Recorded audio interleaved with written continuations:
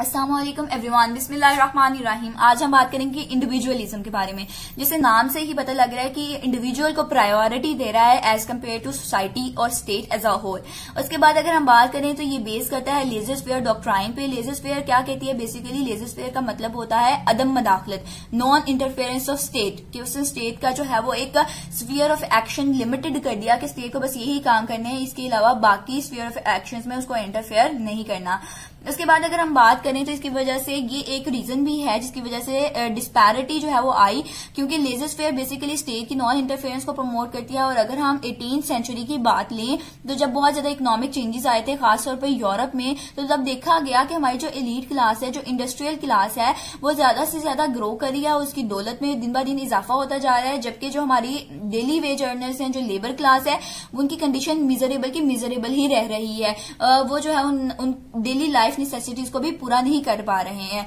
तो इसकी बेसिक वजह ये थी कि उस दौर में जो है लेजर-फेयर बहुत ज्यादा पॉपुलर हो गया था और उसकी वजह से डिस्पैरिटी आ रही थी। जिसके हाथ में जो आ रहा था वो बस उसको हासिल किए जा रहा था। बेसिक प्रिंसिपल की अगर हम बात करें तो इसके अंदर लोगों को, इंडिविजुअल को बहुत ज्यादा वैल्यू दी गई, बहुत ज्यादा उसको प्रायोरिटी दी गई, अजमत दी गई एज कम्पेयर टू स्टेट। और स्टेट के रोल को बहुत ज्यादा अंडररेट कर दिया गया, अंडर एस्टिमेट किया गया और बताया गया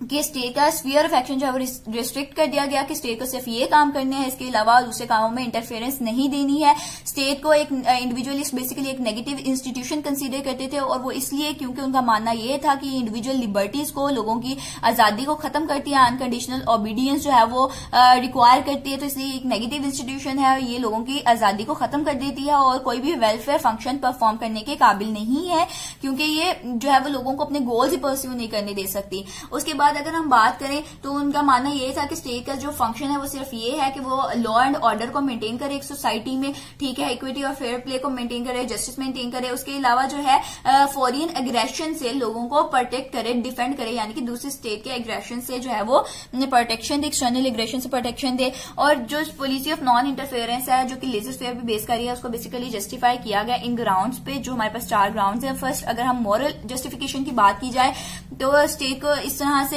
जो है वो कहा गया कि स्टेट की नॉन इंटरफेरेंस को इस तरह से जस्टिफाई किया गया कि एक इंसान जो है वो कुदरती उसके अंदर कुछ सलाहियतें होती हैं जो उनको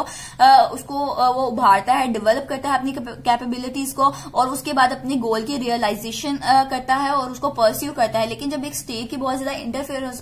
इंटरफेरेंस होती है तो वो ब्लॉक बना देती है इंसान के दरमियान में और उसकी जो है वो गोल्स के दरमियान में, जिसकी वजह से वो कंप्लीटली अपने गोल को परस्यू नहीं कर सकता, उसको उसकी रियलाइजेशन नहीं कर सकता, क्योंकि जो सेंस ऑफ रिस्पॉन्सिबिलिटी है और सेल्फ रिलायंस, ये सिर्फ एक फ्री एटमॉस्फेयर में ही इंसान में आ सकती है। एक फ्री एटमॉस्फेयर हो तो इसके अंदर इंसान ये समझेगा कि उसकी रिस्पॉन्सिबिलिटीज क्या है, उसके अंदर सेल्फ ऑफ रिस्पॉन्सिबिलिटीज आएगी और वो अपने आप को पहचानेगा कि उसके अंदर क्या काबिलियत है, उसको क्या करना चाहिए। इसलिए स्टेट की इतनी ज्यादा जो है वो इंटरफेरेंस नहीं होनी चाहिए। दूसरी अगर हम बात करें तो बायोलॉजिकल आर्ग्यूमेंट की अगर हम बात करें, सेकंड एस्पेक्ट की जो जस्टिफाई करता है कि नॉन इंटरफेरेंस ऑफ स्टेट होनी चाहिए, तो ये इस बात को जो है study of law of evolution के जरिए से जो है वो जस्टिफाई करता है कि सर्वाइवल ऑफ द फिटेस्ट होना चाहिए, जो फिट है वो बस सर्वाइव करे और वो आगे जाए। और ये बात करता है कि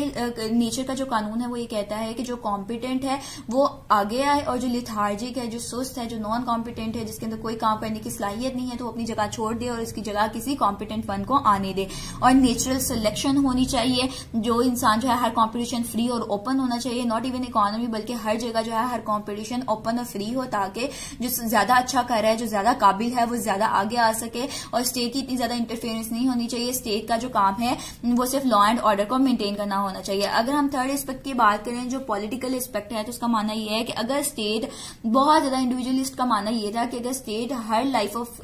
एक्शन में जो है वो बहुत ज्यादा इंटरफेरेंस करेगी, हर काम में बहुत ज्यादा इंटरफेरेंस करेगी, तो सोसाइटी में एक ब्यूरोक्रेटिक ट्रेंड बन जाएगा और जिसकी वजह से इंसान की जो आजादी है, ह्यूमन लिबर्टीज जो है वो खतरे में आ जाएंगी और उनको प्रोटेक्ट नहीं किया जा सकेगा। और इस तरह क्या होगा कि जब सारे काम स्टेट ही परफॉर्म करने लगेगी, हर स्फीयर ऑफ एक्शन में जो है वो इंटरफेयर करेगी, तो स्टेट के ऊपर बहुत ज्यादा रिस्पॉन्सिबिलिटीज आ जाएंगी और वो जो स्टेट की कैपेबिलिटीज से बढ़ के हो सकती है कि समटाइम्स स्टेट उनको पूरा नहीं कर सकती। तो इस तरह जो है वो स्टेट को इतनी ज्यादा इंटरफेरेंस नहीं होनी चाहिए, क्योंकि जो लीगल मेथड है वो रिजिड और मैकेनिकल है। तो इस तरह जो डेली अफेयर्स है उनके अंदर भी बहुत ज्यादा डिले होने लगेगा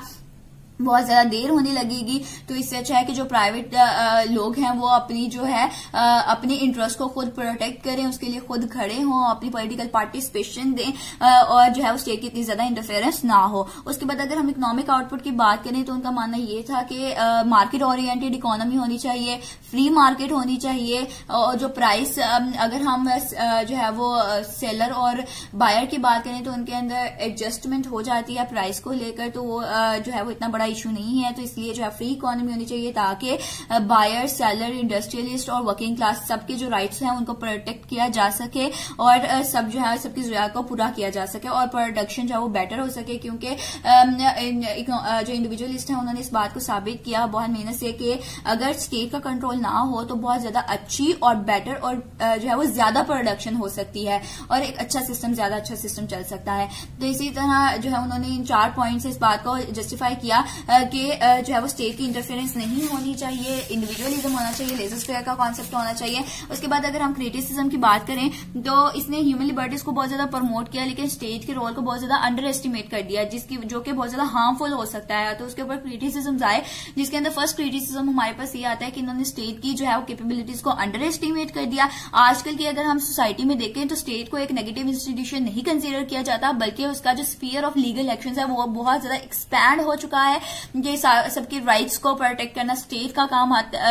काम हो गया है, स्टेट के अंडर है और स्टेट जो है वो सोसाइटी में प्रोस्पेरिटी, खुशहाली लाने का जो है वो सबब है क्योंकि वो सबको इक्वल रखती है। इसके बाद अगर हम बात करें तो ये कॉन्सेप्ट बहुत ज्यादा गलत था कि लिबर्टीज जो है वो इंडिविजुअल लिबर्टीज को स्टेट ले लेती है, उनके गोल को परस्यू नहीं करने देती। ऐसा बिल्कुल नहीं है। स्टेट के अंदर रहते हुए सबको इक्वल राइट्स की प्रोटेक्शन मिलती है, सबको सारे जो है वो अपने राइट्स को अच्छे से एंजॉय करते हैं क्योंकि स्टेट जो है वो किसी के राइट में बेजा मुदाखलत की सूरत में जो है वो पनिशमेंट्स वगैरह देती है, जिसकी वजह से सारे एक दूसरे के राइट्स को जो है वो प्रोटेक्ट करते हैं, अपनी ड्यूटीज को फुलफिल करते हैं। तो स्टेट के अंदर रहते हुए ये इजी हो जाता है और बहुत अच्छे से हो जाता है कि लोग अपने राइट्स को एंजॉय करें और स्टेट सबको इक्वल अपॉर्चुनिटीज देती है कि सारे अपने गोल्स को परस्यू करें और जो है वो जो काम करना चाहते हैं उसको लीगल स्फीयर में रहते हुए करें।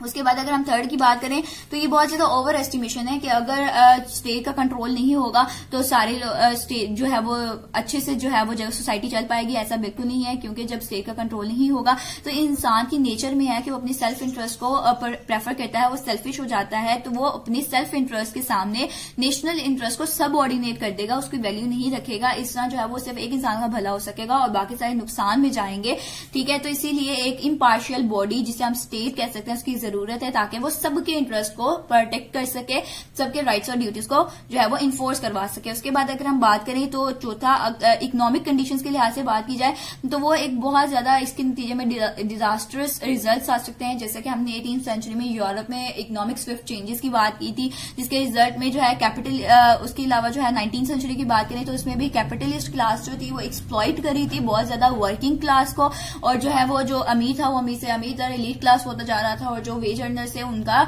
डेली गुजारा भी नहीं हो रहा था। और एक सोसाइटी का एक सेक्शन था जिसको जरा भी लाइफ नेसेसिटीज को पूरा नहीं कर पा रहे थे, तो बहुत ज्यादा अनरेस्ट और डिस्पैरिटी आ गई थी सोसाइटी में। तो उसके लिए भी जरूरत है कि कोई एक ऐसा इंस्टीट्यूशन हो जो इकोनॉमिक कंडीशंस के ऊपर भी चेक एंड बैलेंसेस रखे और सबको जो है इक्वल अपॉर्चुनिटीज दे और इक्वली सबके अंदर रिसोर्सेज को डिवाइड करे। इसी के साथ आज का हमारा जो है वो लेक्चर खत्म होता है। किसी का कोई क्वेश्चन है तो you can ask in the comment section, और if you don't have like the video and subscribe the channel. Thank you so much.